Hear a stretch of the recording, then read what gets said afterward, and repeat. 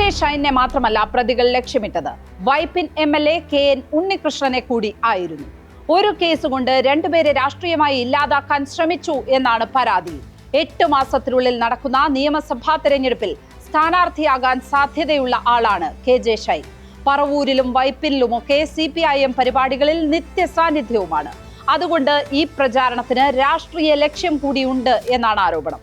ഈ കേസ് ഏറ്റെടുത്ത് പ്രചരിപ്പിച്ചതിൽ രാഹുൽ മാങ്കൂട്ടത്തിലിനെ അനുകൂലിക്കുന്ന സൈബർ സംഘവും ഉണ്ടെന്നും ആരോപണമുണ്ട്. രാഹുൽ മാങ്കൂട്ടത്തിൽ കേസിന് ബദലായി ഉയർത്തിക്കൊണ്ടുവന്നതാണ് ഈ ആരോപണമെന്നാണ് പരാതിയിൽ പറയുന്നത്. അത്യന്തം നീചവും സ്ത്രീത്വത്തെ ചവിട്ടിത്തേക്കുന്നതുമായ പ്രവൃത്തിയാണ് നടന്നത് എന്ന കാര്യത്തിൽ രണ്ടഭിപ്രായമില്ല. തിരുവനന്തപുരം മേയർ ആര്യ രാജേന്ദ്രൻ, ആരോഗ്യമന്ത്രി വീണ ജോർജ് എന്നിവരൊക്കെ ഇതുപോലെ ആക്രമണം നേരിടുന്നവരാണ്. കോൺഗ്രസ് നേതാക്കളായ ഷാനിമോൾ ഉസ്മാനും ബിന്ദു കൃഷ്ണയും ഇതേ രാഹുൽ മാങ്കൂട്ടത്തിൽ കേസിൽ എത്ര വലിയ ആക്രമണമാണ് നേരിട്ടത്.